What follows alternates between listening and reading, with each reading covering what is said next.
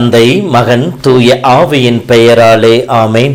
மூவொரு கடவுளுடைய அருளும் ஆசீரும் பாதுகாப்பும் வழிநடத்துதலும் உங்களோடு இருப்பதாக.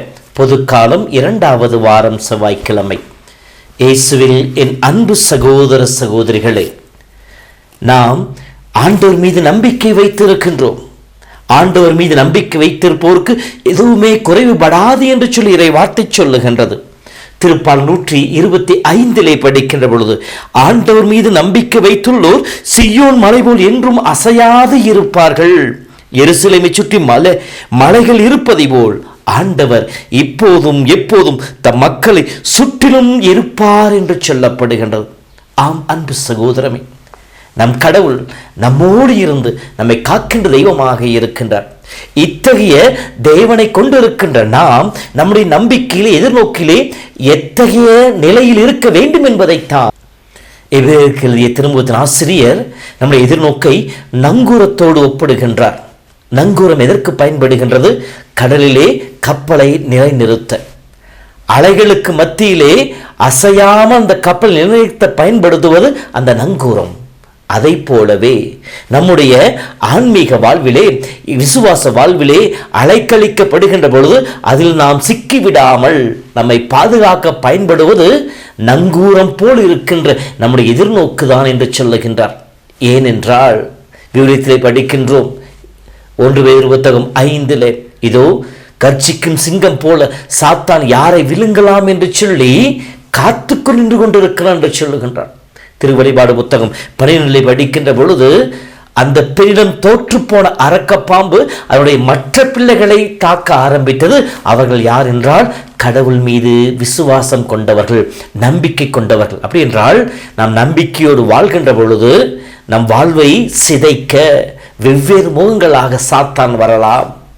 வெவ்வேறு உருவங்களாக சாத்தானால் எப்படி ஆண்டவருடைய விசுவாச வாழ்வை தகர்க்க உணவின் வடிவிலே வந்தது, அதிகாரத்தின் பேரிலே வந்தது, அதே போல அனைத்து ஆசீர்வாதம் கொடுப்பதாக, கிருபை கொடுப்பதாக என்று சொல்லி பொருள் செல்வத்தை தூண்டுவதாக வந்தது.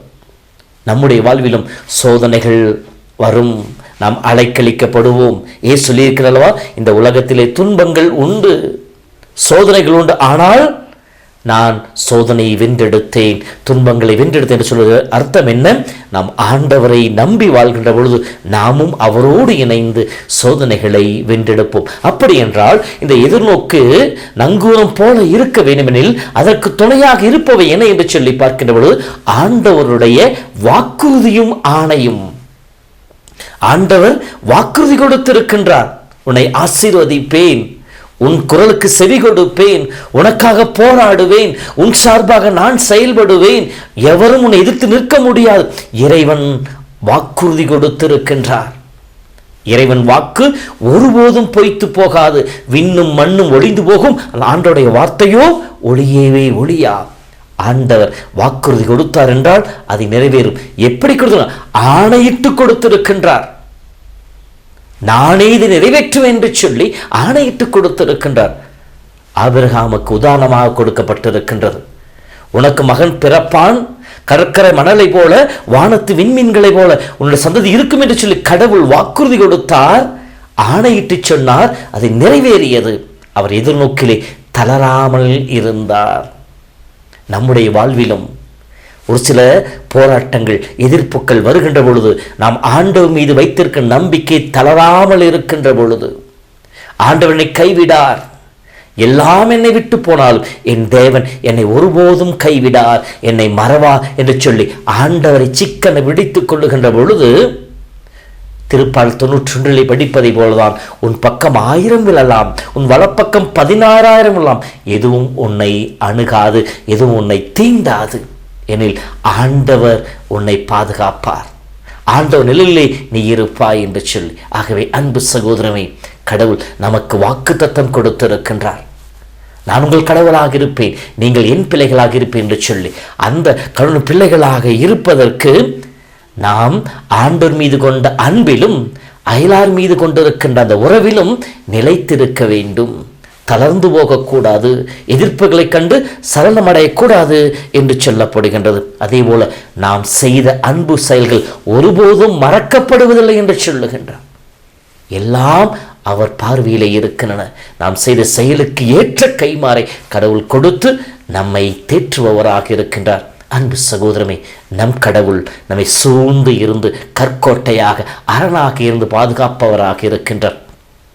நம்முடைய அன்றாட வாழ்விலே, ஆன்மீக வாழ்விலே சிறு சிறு சலனங்கள், அலைக்கழிப்புகள் வருகின்ற பொழுது ஆண்டவர் மீது வைத்திருக்கின்ற எதிர்நோக்கை இறுக பற்றிக் கொள்ளுவோம், சிக்கனை பிடித்துக் கொள்ளுவோம். ஆண்டவர் நமக்கு துணையாக இருப்பார்.